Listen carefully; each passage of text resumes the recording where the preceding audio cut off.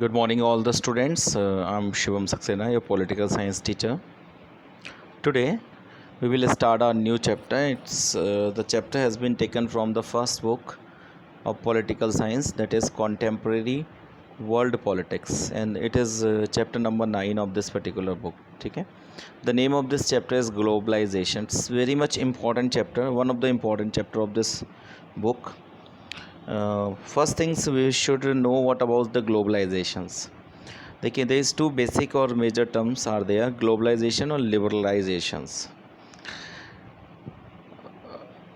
Earlier when India got independence, after that it has make a tariff barriers, stop globalization in the India country. ठीक है. और in 1991 the India remove the tariff barriers and becomes a liberal country. It means liberalizations was done in 1991 in India.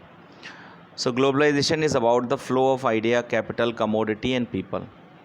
Suppose any of the idea that is being established in any of the place of the country or any of the place on the world, when this idea, technology or anything is spread from one place to another place, this terms is basically known as globalization. Means accessibility of technology, materials, ideas, capitals, commodities from one place or from one country to another country is globalizations. If any of the country is giving the access supports of other countries commodity, other countries capital, other countries business or anything else, then we can say this is the part of the globalizations. ठीक है. तो इसको हम लोग क्या बोल सकते हैं कि वहाँ पर जो है वो आपका क्या हो रहा है, ग्लोबलाइजेशन है. ठीक है. जैसे एक एग्जांपल के लिए मान के चलिए, in few years back we were not having a lot of technology as we are having a Samsung,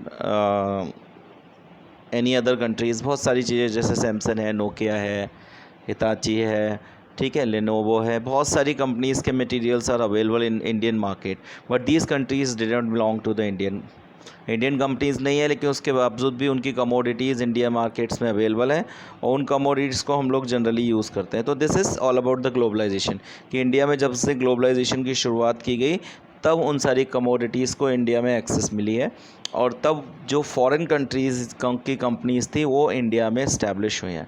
अच्छा, what was the reason why the India was not in the support of the globalisations after the independence. देखिए, अगर हम past की बात करते हैं तो 1600 में जब ईस्ट इंडिया कंपनी आई थी और उसके बाद ईस्ट इंडिया कंपनी ने धीरे धीरे धीरे धीरे, क्योंकि इंडिया में कॉलोनिज्म फैला हुआ था, कॉलोनिज्म की वजह से इंडिया में धीरे धीरे धीरे धीरे उसने पूरी तरीक़ों से इंडिया की पूरी इकॉनमी को कब्ज़ा कर लिया और पूरी इंडिया जो है under the control of the British east India company हो गया था. ठीक है. जब इंडिया 1947 में इंडिपेंड हुआ, सुनिएगा ध्यान से, जब 1947 में इंडिया इंडिपेंड हुआ, at that time India was very weak, economically very weak country. उसके पास उतनी ज़्यादा टेक्नोलॉजी भी नहीं थी, ना ही इतनी बड़ी फैक्ट्रीज़ थी, तो economically the country was very much weak. तो अगर ग्लोबलाइजेशन कंटिन्यू होता तो फिर वही कंडीशन होता जैसे उस टाइम पर east India company India I और उन्होंने यहाँ की वीकनेस को देखते हुए क्या किया, यहाँ को कैप्चर कर लिया. और अगर ग्लोबलाइजेशन कंटिन्यू करते इंडियन तो फिर यही होता कि आसपास की कोई बड़ी कंपनी इंडिया आती अपने सामान को, मटेरियल्स को बेचने के लिए, और उसके बाद वो पूरी धीरे धीरे धीरे धीरे पूरी कंट्री की इकॉनमी पर कब्ज़ा कर लेती, क्योंकि इंडिया के पास अपनी पर्सनल और डोमेस्टिक कंपनीज़ उतनी स्ट्रॉन्ग नहीं थी कि वो इंडिया की इकॉनमी को चला पाते, यानी स्वदेशी कंपनियां जो थी वो लिमिटेड थी. So that was the reason कि ग्लोबलाइजेशन को पूरी तरीक़ों से स्टॉप किया गया इंडिया में 1947 के बाद. बस दो चीज़ें ऐसी थी जिनकी इंपोर्ट और एक्सपोर्ट्स रेडी थे, वो था फर्टिलाइज़र और केमिकल्स. ठीक है. जितने भी फर्टिलाइज़र्स और जो मशीनरीज़ यूज़ होती थी बेसिकली उसमें टूल्स वगैरह यूज़ होते थे फार्मिंग में, इनमें, और पेट्रोलियम एक और था. ठीक है. फर्टिलाइज़र केमिकल्स वगैरह था जो उसमें यूज़ होते थे, इसके अलावा पेट्रोलियम, ये दो चीज़ें इंडिया के पास शॉर्टेज थी और ये इकोनॉमिक डेवलपमेंट्स के लिए ज़रूरी थी. तो फॉर दैट सेक इन दो पे उन्होंने टैरिफ बैरियर्स नहीं लगाए और ग्लोबलाइजेशन को नहीं मेंटेन रखा. ठीक है. So this is short terms of globalisations. तो we have discuss that what is exactly the globalisation. ठीक है. तो देखिए यहाँ पर अगर हम उसको डिफ़ाइन करेंगे ग्लोबलाइजेशंस को वर्ड्स में, तो कुछ बेसिक चीज़ें आपके सामने यहाँ नज़र आ रही हैं. Globalisation is a flow. Flow means कि it can move the materials from one place. देखिए globalisation is a flow of idea. Idea है जो किसी भी टाइप का आइडिया, जैसे अभी हम लोग ने सोशलिस्टिक आइडिया, कम्युनलिस्ट आइडिया पढ़े थे पिछले चैप्टर्स में, उनका जब फ्लो एक प्लेस से दूसरे प्लेस पर, यानी एक कंट्री में कोई आइडिया जनरेट हुआ और वो कंट्री का आइडिया दूसरी कंट्री पे पहुंचा, तो दिस इज़ ग्लोबलाइजेशन।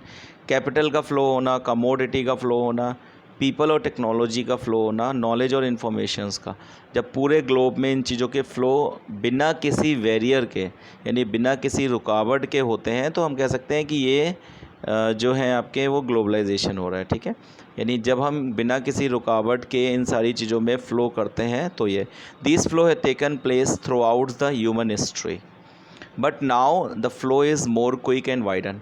अगर हम पुरानी कंडीशंस को देखते हैं तो ये बहुत पहले से हो रहे हैं। पहले भी क्या होता था, एक कंट्री के कोई पर्सन व्यापारी होते थे, वो अपने सामान को दूसरी कंट्री या आसपास के एरियाज़ में जाके बेचने का काम करते थे।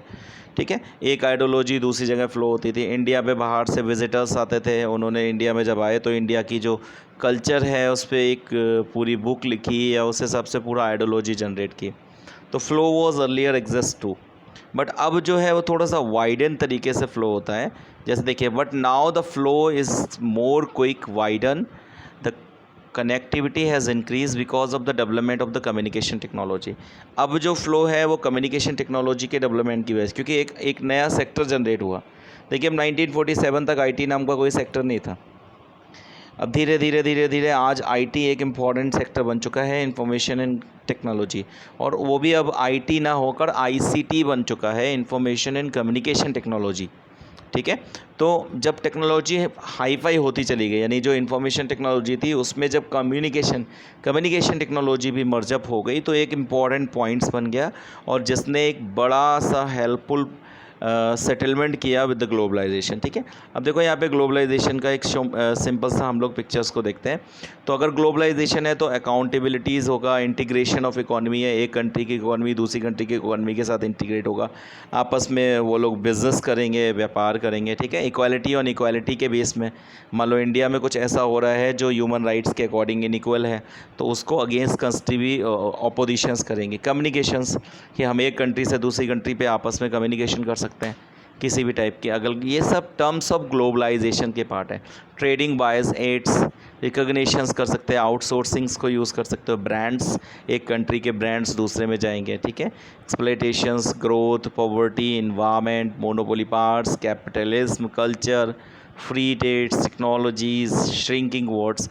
ठीक है, तो ग्लोबलाइजेशन ने क्या कर दिया, आपका पूरे विश्व यानी पूरे वर्ल्ड को एक स्मॉल प्लेस बना दिया, क्योंकि हर एक चीज़ जो है वो एक प्लेस से दूसरे प्लेस पर ईज़िली एक्सेसिबल है।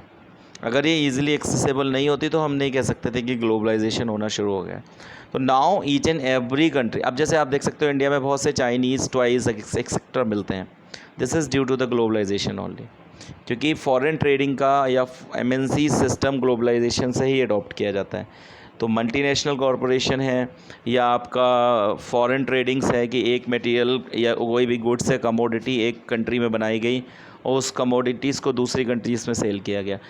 All terms focus on a one terms that is globalisations. ठीक है, अच्छा, इसके पहले मैंने आपको बताया था कि that I make it clear, I think so, कि ग्लोबलाइजेशंस पर स्टॉप या एक पॉज क्यों लिया गया था 1947 में इंडिया में।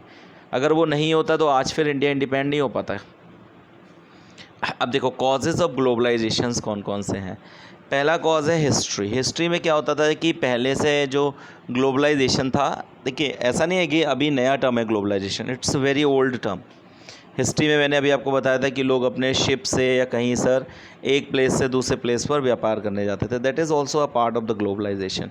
और आज के टाइम में ग्लोबलाइजेशन का रीज़न है कनेक्टिविटी, क्योंकि accessibility of the technology, information. आप देखिए कि अभी पैंडमिक की बात करें तो या किसी भी और चीज़ की बात करें तो कोई भी इन्फॉर्मेशन वर्ल्ड में कहीं भी है, we can easily access it with the help of the internet connect you in the whole world। तो internet is a part of the globalization too, क्योंकि इंटरनेट आपको सोशली किसी से भी कनेक्ट कर सकता है। टेली कम्युनिकेशन के केसेस में आप वर्ल्ड के किसी भी डॉक्टर से कंसल्टेंसी ले सकते हो। इसके अलावा और जितनी भी चीज़ें हैं वो सब आप इजीली कर सकते हैं, क्योंकि हमारे पास जो है वो आज के टाइम पर टेक्नोलॉजी आई है। तो टेक्नोलॉजी ने भी, या जो वर्ल्ड लेवल पे जो growth of ICT, information and communication technology, become a most important factors of the globalisations in the current era.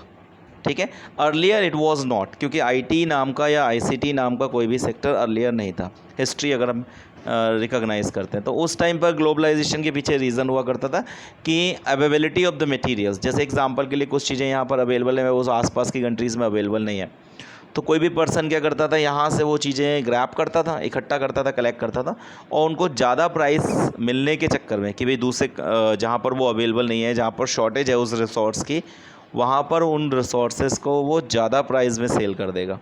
तो that was major reasons of the globalisation at that time, कि भाई एक place से दूसरे place पर वो selling का काम करते थे। ठीक है, लेकिन आज के टाइम पर मेजर रीज़न है एक्सेसिबिलिटी ऑफ द टेक्नोलॉजी, क्योंकि आराम से टेक्नोलॉजी एक्सेस है, कहीं से कहीं पे कम्युनिकेशन कर सकते हो आप। मल्टीनेशनल कंपनीज़ हैं, फॉरेन कंपनीज़ हैं, आउटबाउंड्स हैं, तो उन सारी चीज़ों में जब आप टर्म्स की बात करते हैं तो कंपनी कहीं की है, लेकिन वो यहाँ से वर्कर्स तक हायर करते हैं। इंटरनेशनल कंपनीज़ यहाँ के वर्कर्स तक हायर कर लेती हैं और यहाँ के वर्कर्स वर्चुअली काम करते हैं। तो जब ये वर्चुअल वर्ल्ड बन गया है, और आज के टाइम का एरा है ग्लोबलाइजेशन के लिए वर्चुअल वर्ल्ड, कि हम वर्चुअल वर्ल्ड में बहुत सारी चीज़ें कर सकते हैं। अब आप देख सकते हो कि अभी पेंडेमिक के टाइम पे कितने लोग teleconsultancy of the doctor कर रहे हैं। इसके अलावा आप KYC एक्सेट्रा अपडेट कर सकते हो वर्चुअली। बहुत सारी चीज़ें आज के टाइम पर फिज़िकल ना होकर वर्चुअल कर रहे हैं। ये बेस्ट एग्जांपल जैसे मैं आपको पढ़ा रहा हूँ, ये भी एक वर्चुअल कम्युनिकेशन है। मैं आपके सामने फिज़िकली प्रेजेंट नहीं हूँ, but even then due to the technology I am able to express my views or the explanation of the specific topics to you all. So this is also the impact of that. ठीक है, okay. So the causes of globalizations we'll discuss in the next video. Thank you very much.